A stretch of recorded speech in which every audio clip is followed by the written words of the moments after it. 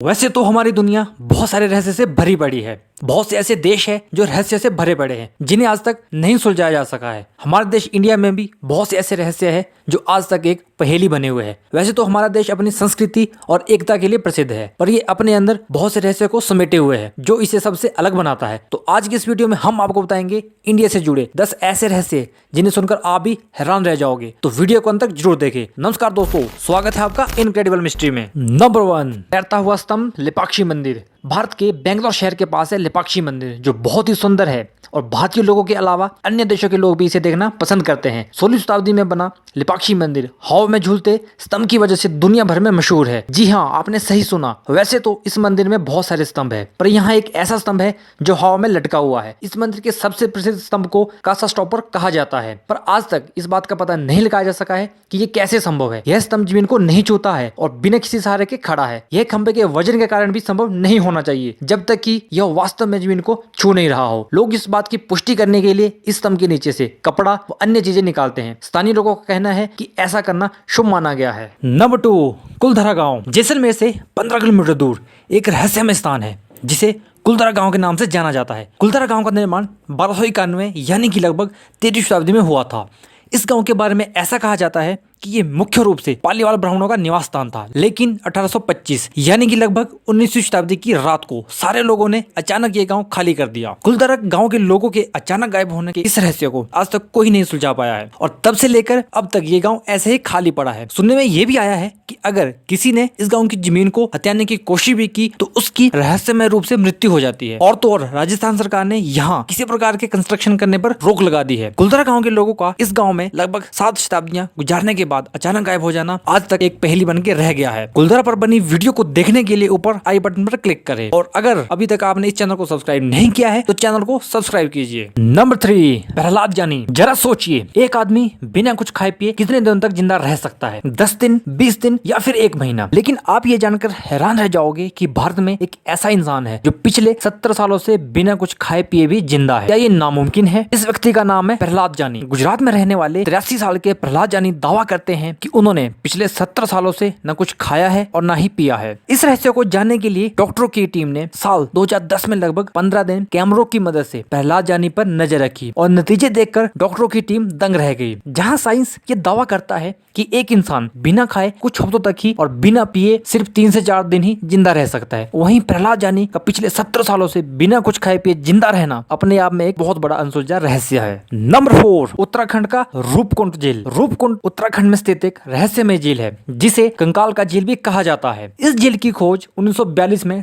सर्द मौसम में की गई और उस समय यह झील कंकालों से पूरी तरह जमी हुई थी। आगे गर्मियों में जब यहाँ की बर्फ पिघली तो इस झील में और इसके आसपास और भी कंकाल पाए गए। इस रहस्यमय झील के बारे में लोग इस तरह की बातें करते हैं। जहाँ कुछ लोग इसे विस्फोट में मारे गए जापानीज सिपाहियों का कंकाल बताते हैं, वहीं कुछ दूसरे लोग इसे अचानक जानलेवा और मूसलाधार बारिश होने के कारण मारे गए इंसानों का कंकाल बताते हैं। हालांकि इस रूपकुंड झील का सच क्या है ये आज तक किसी को नहीं मालूम है और ये आज भी हम सब के लिए एक अनसुलझा रहस्य बना हुआ है। नंबर 5, करिश्माई पत्थर। पुणे में हजरत कमर अली दरवेश की एक चर्चित दरगाह है। हजारों श्रद्धालु अपनी मन्नतों के साथ वहाँ जाते हैं। ऐसा माना जाता है कि वहाँ एक करिश्माई पत्थर है जिसे एक बार में सिर्फ 11 लोग ही उठा सकते हैं। अगर 11 से ज्यादा या कम लोग ऐसा करने की कोशिश करते हैं तो वो पत्थर नहीं उठता है। हैरान कर देने वाली बात है कि जब 11 लोग उसे उठाने की कोशिश करते हैं तो उसके वजन का लोगों को एहसास नहीं होता है। ऐसा करते हुए श्रद्धालु एक स्वर में हजरत कमर अली दरवेश को याद करते हैं। रोजाना सैकड़ों लोग इसे आजमाते हैं। इसके अलावा वहाँ एक ऐसी लैंप मौजूद है जो कई सालों से 24 घंटे जल रही है। नंबर 6, 550 साल पुरानी संगा तेंजिन की मम्मी। भारत तिब्बत सीमा पर हिमाचल के लाहौल स्पीति के ग्यू गांव में मिली इस मम्मी का रहस्य आज भी बरकरार है। तभी तो हर साल हजारों लोग इसे देखने के लिए देश विदेश से यहाँ पहुँचते हैं। लाहौल स्पीति की ऐतिहासिक ताबो मोनेस्ट्री से करीब 50 किलोमीटर दूर ग्यू नाम का यह गाँव साल में 6 से 8 महीने बर्फ से ढके रहने की वजह से दुनिया से कटा रहता है। कहते हैं कि यहाँ मिली यह मम्मी तिब्बत से ग्यू गांव में आकर तपस्या करने वाले लामा सांगला तेंजिंग की है। कहा जाता है कि लामा ने साधना में लीन होते हुए अपने प्राण त्याग दिए थे।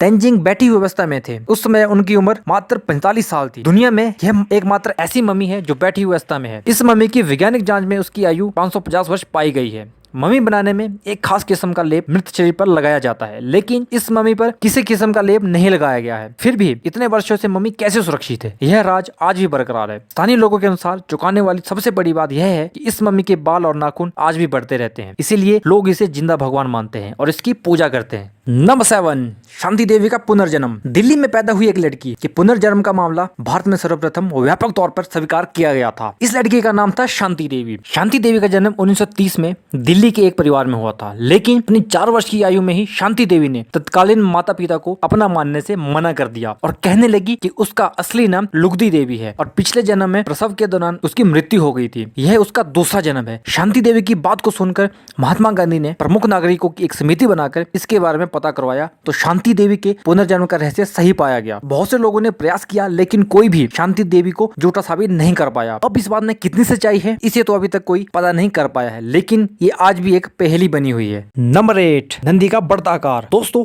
हमारे देश में भगवान शिव को सबसे प्रमुख भगवान का दर्जा मिला है और देश भर में भगवान शिव के कई करिश्माई मंदिर भी मौजूद है, लेकिन आंध्र प्रदेश के कुरनूल में मौजूद यंगदी मंदिर उनमें बेहद खास है। ऐसी कहानी प्रचलित है कि वहाँ मौजूद पत्थर के नंदी बैल का आकार साल दर साल बढ़ता जा रहा है, जो किसी चमत्कार से कम नहीं है।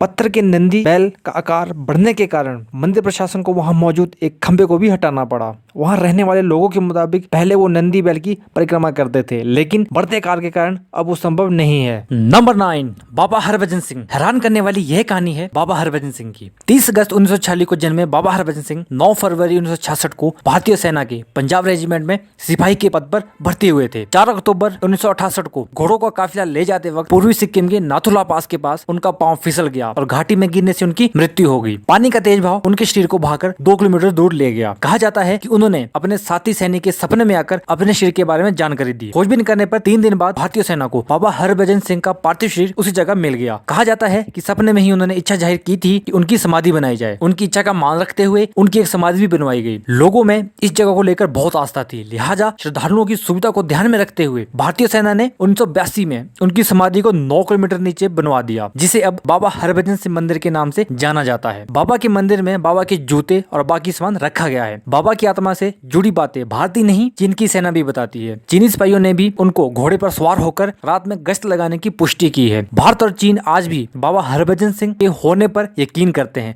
और इसीलिए दोनों देशों की हर फ्लैग मीटिंग पर एक कुर्सी बाबा हरभजन के नाम की रखी जाती है। नंबर 10, नेताजी सुभाष चंद्र बोस की मौत। नेताजी सुभाष चंद्र बोस की मौत कैसे हुई यह आज तक कोई नहीं जान पाया है, क्योंकि अब तक लोगों ने पढ़ा था कि एक प्लेन हादसे में उनकी मौत हुई थी, लेकिन खुलासे के बाद यह पता चला कि वो जिंदा थे और उनकी मौत स्टालिन के हाथों हुई थी। अन्य जानकारी में उनके अपने अंतिम दिनों में भूमिगत होने की खबरें भी सामने आई थी। हकीकत में सुभाष चंद्र बोस की मौत कैसे हुई कोई नहीं जानता, ना ही कोई साबित कर पाया है, क्योंकि अलग अलग सबूत मिलने की वजह से ये भी एक पहेली बना हुआ है। दोस्तों, अगर आपको ये वीडियो पसंद आया हो तो वीडियो को लाइक करें, शेयर करें और चैनल को सब्सक्राइब कीजिए और साथ ही हमारे फेसबुक पेज को लाइक कीजिए। धन्यवाद।